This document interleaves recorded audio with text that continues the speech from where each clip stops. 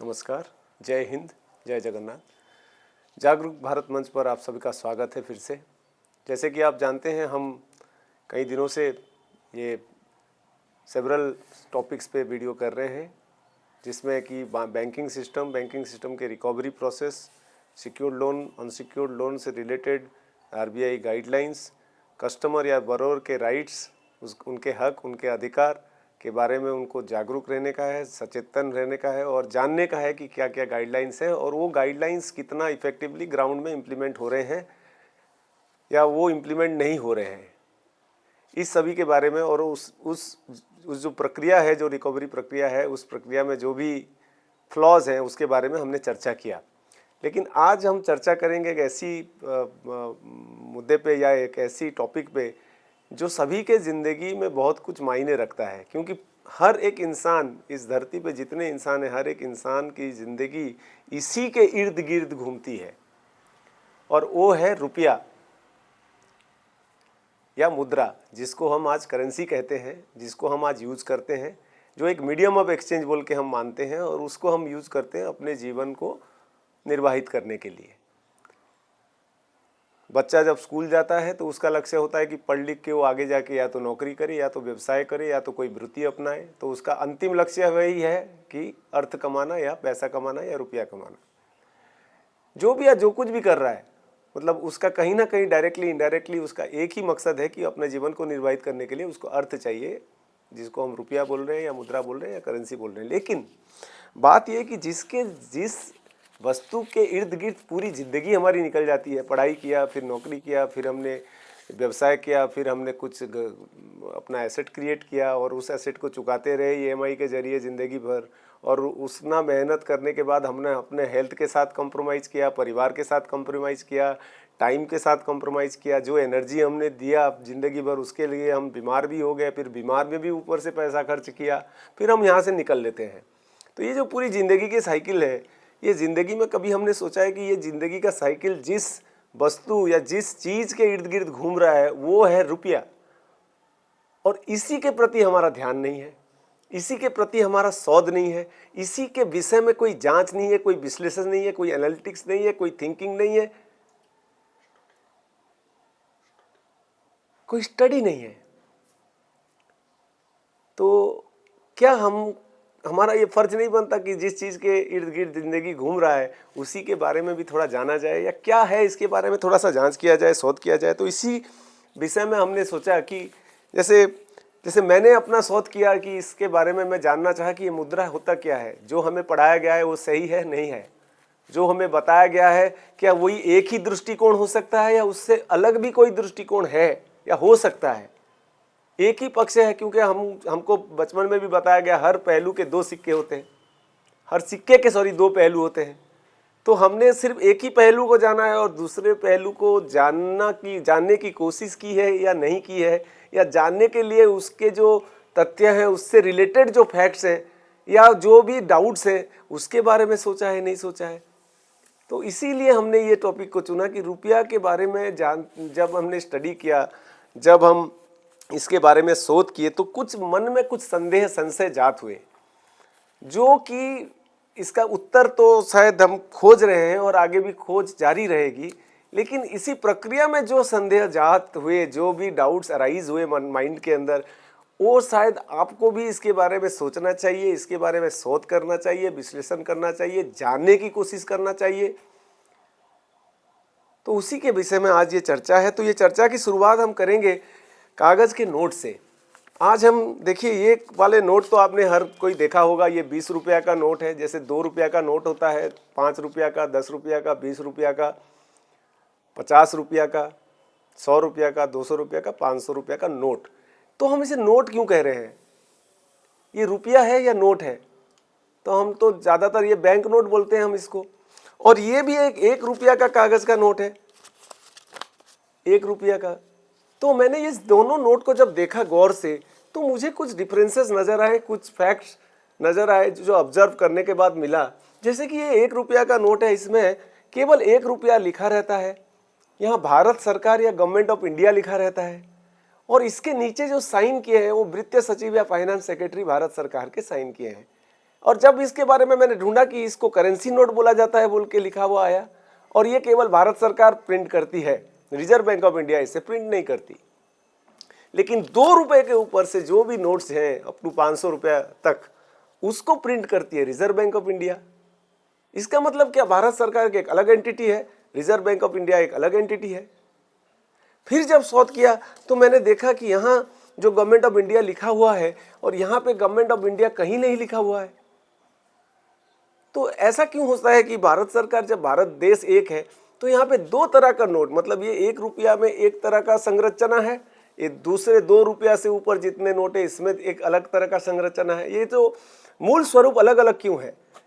और यहाँ पे लिखा हुआ है रिजर्व बैंक ऑफ इंडिया, यहाँ पे लिखा हुआ है भारत सरकार। इसमें साइन कर रहे हैं भारत के वित्तीय सचिव, भारत सरकार के वित्त सचिव यानी कि फाइनेंस सेक्रेटरी। इसमें साइन कर रहे हैं governor of reserve bank of India. ये 2 अलग अलग व्यक्ति, 2 अलग अलग पावर सेंटर या अथॉरिटी क्यों साइन कर रहे हैं? फिर जब मैंने देखा ये रिजर्व बैंक ऑफ इंडिया के नीचे एक छोटे छोटे अक्षर में लिखा हुआ है guaranteed by the central government. ये द सेंट्रल गवर्नमेंट गारंटी ले रहा है इसका। मैंने सोचा यार, guaranteed by the central government, और यहाँ कोई गारंटी नहीं है, ये कोई गारंटी इसमें नहीं लिखा हुआ है। देखिए 1 रुपये के जो करेंसी नोट होते हैं उसमें कोई किसी के द्वारा कोई गारंटी नहीं दिया गया है। इसमें क्यों गारंटी लिखा गया है? और द सेंट्रल गवर्नमेंट कौन है? इसी के दौरान मैंने जब आरबीआई एक्ट 1934 को खंगाला तो उसके तीसरे पेज में जो establishment and incorporation of reserve bank of India है, उसमें लिखा हुआ है कि the reserve bank of India is established bye an act called reserve bank of India act 1934। और the very purpose of establishment of this act is to transfer the power, function and management of currency from the central government to the RBI। यानी कि the central government से ये जो currency management और ये power है, function का जो पावर है, उसको ट्रांसफर किया गया 1934 में आरबीआई तक। फिर मेरे मन में सवाल है, यार हम तो स्वाधीन, हमको तो पढ़ाया गया कि भारत तो स्वाधीन हुआ 1947 में, तो 1934 में आरबीआई को क्यों प्रतिष्ठित किया गया और उसको पारित क्यों कर दिया गया? अगर चलो पारित कर भी दिया गया तो 1947 के बाद उसमें कुछ बदलाव हुए कि नहीं हुए? तो फिर मैंने देखा कि द सेंट्रल गवर्नमेंट से अगर पावर ट्रांसफर हो रहा है आरबीआई को, तो द सेंट्रल गवर्नमेंट 1934 में कौन था? तब फिर सोचते सोचते ये पता चला कि चलो शायद उस वक्त ब्रिटिश के अधीन में भारत था, तो ये ब्रिटिश पार्लियामेंट को द सेंट्रल गवर्नमेंट बोला जाता होगा। तो उनके पास से जो पावर है वो रिजर्व बैंक ऑफ इंडिया के पास ट्रांसफर हो गया। लेकिन फिर जब 1947 के बाद, जब हम आज भी हम देखते हैं और लिखते हैं गूगल में हु ओन्स आरबीआई, तो लिखा आता है कि आरबीआई, दो RBI was a private entity earlier but now it is fully owned, 100% owned by the government of India. लेकिन 100% ओन्ड अगर गवर्नमेंट ऑफ इंडिया के द्वारा है, तो आज 1947 के बाद भारत में जो नोट छपे उसमें क्या लिखा होना चाहिए था? अगर भी रिजर्व बैंक ऑफ इंडिया को पावर दिया गया है छापने का, तो उसमें लिखा दिया जाना चाहिए था guaranteed by the government of India, क्योंकि सेंट्रल गवर्नमेंट तो एग्जिस्ट नहीं करता, क्योंकि वो तो ब्रिटिश पार्लियामेंट को सेंट्रल गवर्नमेंट बोला जाता था, मतलब आज़ादी से पहले। तो आज़ादी के बाद अगर आरबीआई को fully owned government of India करता है, लेकिन यहाँ पे क्यों नहीं लिखा है? लिखा होना चाहिए ना कि guaranteed by the government of India, लेकिन फिर भी आज लिखा जा रहा है guaranteed by the central government. यानी कि क्या इससे ये हम सोच सकते हैं या बोल सकते हैं कि भारत सरकार यानी कि गवर्नमेंट ऑफ इंडिया एक अलग एंटिटी है और द सेंट्रल गवर्नमेंट क्या एक अलग एंटिटी है या वही सेम एंटिटी है? इसके बारे में एक मन में सवाल उठा। फिर मैंने देखा कि ये जो 1 रुपया का नोट है, इसमें कोई वचन खंड नहीं है, वचन पत्र नहीं है, ये सिर्फ 1 रुपया लिखा गया है। लेकिन अगर आप इस 20 रुपये के नोट को मेरे हाथ में वहाँ देखेंगे, वहाँ छोटे छोटे अक्षर में हिंदी और अंग्रेजी में लिखा हुआ है, I promise to pay the bearer the sum of 20 rupees. मैं धारक को 20 रुपया अदा करने का वचन देता हूँ। अगर ये 20 रुपया है तो फिर वचन क्यों है? और ये अगर 1 रुपया है, इसमें वचन क्यों नहीं है? ऐसे सारे सवाल मेरे मन में मंडराते गए, और ऐसे जो डाउट्स हुए हैं उसका कोई ना कोई तो कारण होगा। इसका जवाब कौन देगा? किससे पूछें? क्योंकि हमें अपने मुद्रा के बारे में कभी गहन तरीके से शोध नहीं की, जांच नहीं की, शायद इसीलिए सारे मन में जो सवाल हैं ये सवाल किसी के मन में नहीं उठे हैं, क्योंकि इन्होंने ये डिफरेंसेस को ऑब्जर्व नहीं किया है। लेकिन अगर आप इस डिफरेंसेस को ऑब्जर्व करेंगे तो आपको ये पता चलेगा कि ये करेंसी नोट है, ये रिजर्व बैंक ऑफ इंडिया का बैंक नोट या प्रोमिसरी नोट है। इसमें भारत सरकार लिखा है, यहाँ guaranteed by the central government लिखा है और रिजर्व बैंक ऑफ इंडिया लिखा है। इसमें कोई प्रॉमिस नहीं है, कोई गारंटी नहीं है, लेकिन यहाँ guaranteed by the central government लिखा है और आरबीआई गवर्नर का प्रॉमिस है। यहाँ पे साइनिंग अथॉरिटी कौन है? भारत सरकार के वित्त सचिव है। यहाँ पे साइनिंग अथॉरिटी कौन है? रिजर्व बैंक ऑफ इंडिया के गवर्नर हैं। फिर इसी में शोध करते करते फिर देखा कि भैया जब 1947 में भारत आज़ाद हो गया, उसके बाद ये जो वचन खंड थे ये ऐसे ही थे या इसमें कोई बदलाव किया गया है? तो जब हमने इसके बारे में शोध किया तो पता चला कि 1968 से पहले केवल अंग्रेजी में जो है प्रोमिस या रिटन क्लॉज या एफिडेविट होता था नोट के अंदर, और 1968 के बाद जितने नोट छापे गए उसमें जो प्रॉमिस है, वो जो एफिडेविट है, वो जो रिटन क्लॉज है, उसमें कुछ बदलाव किए गए हैं क्या?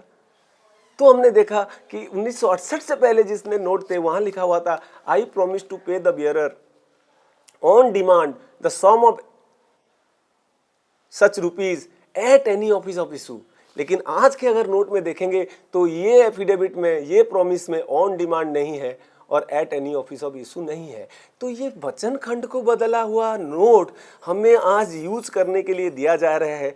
तो इसका जो संवैधानिक वैधता है उसके बारे में चर्चा होना चाहिए या नहीं चाहिए, ये आप लोग ही डिसाइड करेंगे, आप लोग ही इसके बारे में निर्णय करेंगे।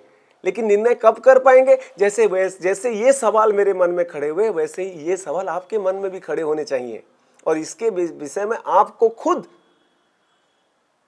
रिसर्च करना चाहिए, फैक्ट्स को एनालाइज करना चाहिए। तो ये वचन खंड बदला गया है। तो मैं तो इतना जानकार नहीं हूँ, तो मैंने एक पास के लॉयर से पूछा कि सर कोई एफिडेविट बदला जा सकता है क्या? नहीं, वो बोले कि नहीं, एफिडेविट एक बार सबमिटेड मतलब सबमिटेड और बदला नहीं जा सकता, और बदलने की कोशिश करना एक कानूनन अपराध है। बदल देना तो अपराध ही है, लेकिन बदलने की कोशिश करना भी कानूनन अपराध है। बदला नहीं जा सकता। अगर बदल दिया तो कोर्ट भी, न्यायालय भी पहले मूल स्वरूप जो सत्यपाठ किया गया है उसे ही मानेगा असली। बदला हुआ एफिडेविट का मान्यता नहीं होता है कोर्ट में। और इस बदलाव में अगर कोई इंटेंट छुपा हुआ है जो कि समाज के प्रति, देश के प्रति, नागरिकों के प्रति खतरा है या उनको ठीक से बताया नहीं गया है, तो शायद उसी बदलाव के बारे में ठीक से नोटिफाई नहीं किया गया है, तो कानूनी अपराध माना जा सकता है इसे। तो आप लोग खुद सोचिए कि ये वचन खंड क्यों बदला गया। भाई ये नोट में था इंग्लिश में I promise to pay the bearer on demand the sum of इतना rupees at any office of issue. तो आज के नोट में ऑन डिमांड और at any office of issue क्यों निकाल दिया गया? और ये निकाल दिया गया, इसके बारे में किस किस को पता है? क्या भारतवासी सारे के देश के नागरिक इस तथ्य के बारे में जानकारी रखते हैं? अगर नहीं रखते हैं तो इसका कारण खोजना चाहिए या नहीं खोजना चाहिए? ये भारत सरकार का करेंसी नोट क्यों है? ये रिजर्व बैंक का इंडिया नोट क्यों है? इसमें कोई गारंटी नहीं है, इसमें guaranteed by the central government है। एक ही देश में भारत सरकार एक रुपया छापती है, बाकी के नोट आरबीआई छापती है। तो आरबीआई अलग है, भारत सरकार अलग है, सेंट्रल गवर्नमेंट कौन है? इतने सारे जंबल, इतने सारे डेटा जो मेरे माइंड में डाउट की तरह रेज हुए, तो मैंने सोचा इसके बारे में शोध करना चाहिए, जाँच करना चाहिए। लेकिन मैंने ये सोचा ये जांच करने से पहले मैं देशवासियों को, आप लोगों को, समाज के हर एक नागरिक को इसके बारे में बताऊं। जो संदेह मेरे मन में ऑब्जर्वेशन के बाद हुआ, क्या आपके मन में भी वो संदेह हो रहा है? क्या आपको कि इसके बारे में अनुसंधान करना चाहिए, रिसर्च करना चाहिए, अपने देश के रुपया के बारे में, मुद्रा के बारे में, मुद्रा व्यवस्था के बारे में जानना चाहिए, जानने की कोशिश करना चाहिए? इसीलिए मैंने सोचा यही सारे डाउट्स मैं आपको बताऊं, सो दैट ये डाउट्स आपके मन में भी हो और आप भी इसके बारे में अनुसंधान करें। तो अगर ये सारे डिफरेंसेस को ऑब्जर्व करने के बाद आपके मन में डाउट्स हो रहे हैं तो आप कमेंट बॉक्स में ज़रूर कमेंट करिए, क्या आपको डाउट्स हो रहे हैं या क्या सही है, क्या गलत है, या आप खुद शोध करिए। शोध करने के लिए आप थोड़ा रिसर्च करिए, इसके बारे में पता करिए, प्रशासनिक तंत्र को डिफरेंट आरटीआई करिए और पूछिए कि सर ये इसके बारे में सत्यता बताइए। तो शायद आपको भी धीरे धीरे इन प्रश्नों का उत्तर मिलता जाएगा। तो इसी मुद्दे पर फिर हम आगे इसके बारे में बात करेंगे। आज जागरूक मंच ने सोचा कि इस मुद्दे को जो संदेह है, जो डाउट्स हैं, वो पॉइंट्स आपके सामने रखा जाए और आप खुद इसके बारे में जो है रिसर्च करें, जानिए और फिर इसके बारे में हम आगे बात करेंगे इसी संदर्भ में। आज के लिए इतना ही।